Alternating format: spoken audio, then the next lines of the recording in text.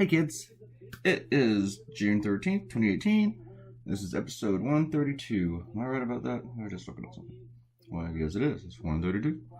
So, yeah, I watched all of the Trump summit, just about. I think I took a nap in between some point. But I set my alarm to wake up at 3 a.m. and that I woke up before the alarm, just so I can watch the Trump press conference. Which he actually took questions, which was amazing, and his stupidity is still amazing. Oh boy, I don't even know where to start with this one. I covered a lot of this in the blog. First off, of course they legitimized it. Trump keeps praising himself, it's like, oh, we can work this way with him now. We can trust him because they've never had a president like me before.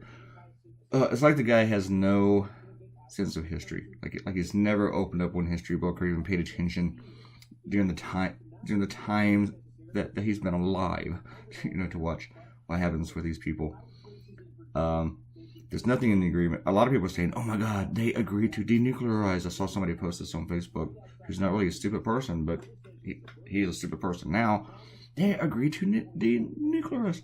No, they've agreed to commit to denuclearize the Korean Peninsula. They didn't even say that they agreed to get rid of their nukes. They said to denuclearize the peninsula. You guys to comprehend that, people. And we don't have any nukes there, but North Korea can always claim that we do. But there's nothing in the agreement that counts their missiles, counts their uranium, that verifies anything that they own, or that they have. Doesn't say that they're going to get rid of anything. Doesn't say anything about inspections. Says nothing of that sort of matter. Says nothing. They say that they're going to. That says nothing about their missiles. Nothing about eliminating any of their missiles, either the long range or their short range. They were really worried that they would go in and get a commitment to get rid of the long range missiles, some of the short range ones intact, where they could still hit Japan and South Korea. They didn't even take out the long range ones. I mean, this thing, it's like Brian Williams said on TV a few hours ago. Your iPhone user agreement, iTunes account, has more specifics than this thing. In fact, this thing is like on one page. It is. I mean, it is shorter than your manual for girls of how to pick up guys. Which that manual, all it says is pretty much let's go. This thing is short. I mean, this thing, there's like nothing specific about it at all. It's just one big stage photo op. And that's all it was. And they both wanted that to the point that I think that nobody on either side really cared about anything specific, just because they both wanted the photo op. And now Trump's praising them. And I think I might have to do another cartoon on it. Do two and they're on the same subject. Not always crazy about that, but I think it might be important enough. There's a couple other things I want to touch, but I don't know. I feel like if I do something with something else, I'm kind of ignoring the biggest one in the room. Maybe the day after that, I'll do something that's not on Trump and North Korea. So, but yeah, this is just, it's bonkers. Someone said that they felt like that they were living in The Onion, that satire magazine. And that's pretty much how I feel. I feel like I'm living inside The Onion. It could be a movie title, Living in the Onion. I wish I had come up with that. It would have been an okay cartoon. Who wants a shout out? Today we're only going to give them to the people who actually commented. On episode 131, Ugly American Baby.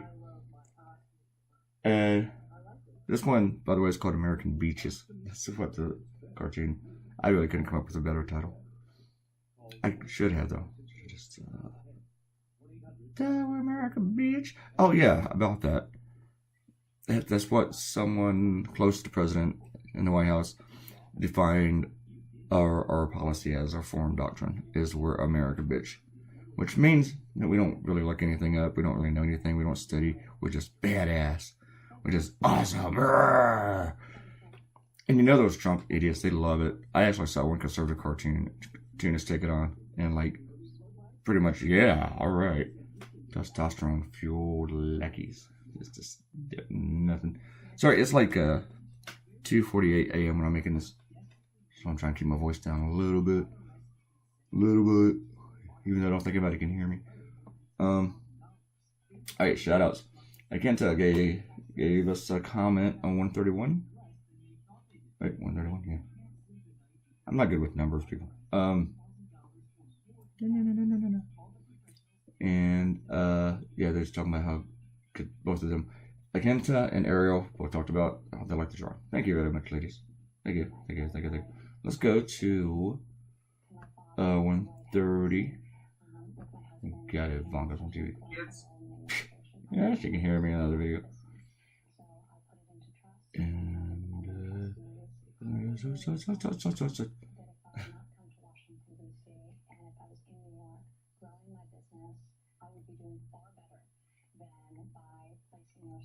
people gotta stop interviewing Ivanka. Jeez. Alright. Some of you might have already been shouted out for this, but you're gonna get them again anyway for 130. Since I'm just moving so quick, too quick. Again to Ariel and Quantum. Yeah, that's it. We got a few MIs this week. Well,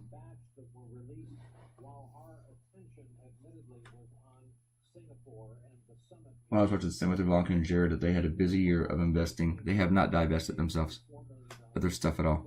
In fact, if anything,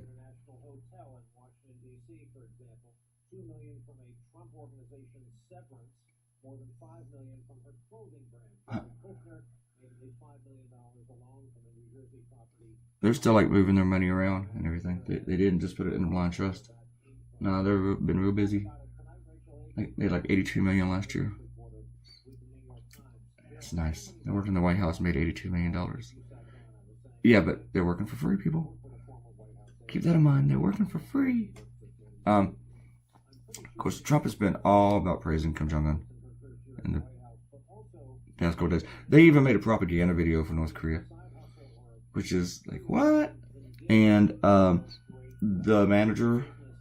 current manager of Trump's re-election campaign, which will probably go through 3 or 4, because they did last time, he wants Jim Acosta fired, the reporter for CNN, for shouting a question at Trump and Kim Jong-un during the summit. It's like, now the press isn't even supposed to be allowed to ask questions. Trump even made a comment about how Kim knew the reporters from North Korea. Those aren't real reporters, Trump. They're the kind of reporters you like. They work for state-run media. Ugh. Oh, God. He has so many bizarre quotes about Kim. I'm gonna have to look them all up. But he trusts Kim. He tries to like blow off everything in the past. About being a murderer. Kind of like he did the same thing in Food and What. You think we're so nice? Well, he used to be. Yeah. I was in a filbert zone today with using the filbert a little bit. I use the bold brush and the filbert for the clothes. Well, no, I use the bold brush for other parts, and I use the filbert. On the stars, I did that in the first layer with a pen. The pen's really good at covering each other up. I mean, it doesn't really blend at all. Like if you put one color top of another color, the first color just totally disappears.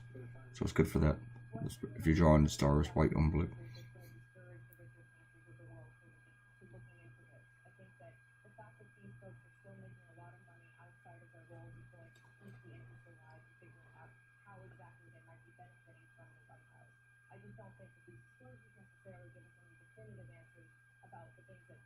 So I get distracted by TV. I've been asleep for a few hours. But as you see, or as you saw earlier, I kept changing his hair around a little bit. You got that weird little zigzaggy thing on the side. It's like the summit of bad hair. But Trump was talking about all the potential, for like real estate. Like, really, you talk to the guy about real estate. Really, and as if he's interested in making this country look like Singapore. This guy is not interested in giving his people the internet. And you think he wants to invest in this country? I don't think so. I was going to say something else and I totally forgot what it was. Oh yeah. And like their first meeting, there's no transcription of it. There's really no witnesses other than the translator. And Trump went into this room to talk to Kim Jong-un with 2 translators, and Kim Jong-un can speak English. Trump was totally, he started the whole thing off at a disadvantage. I mean, this is a great negotiator. And people, I saw this today, people talk about, well, you gotta remember, he is a billionaire. He's a great deal maker. What example can you give that he's a great deal maker? Could somebody pick one out? Anyway, there's your cartoon. There's your cartoon. And also, I don't mean bitch in the sexual connotation. Because I really think when you refer to someone as bitch, it's not always just a female thing. It's not. And you're not getting somebody to be female. Hey, that's my excuse for it. But, yeah. I think it's more of the dog thing. But, anyway, I'm probably not going to get out of that one. Thank you for watching. Please subscribe. And I will see you all tomorrow. Bye.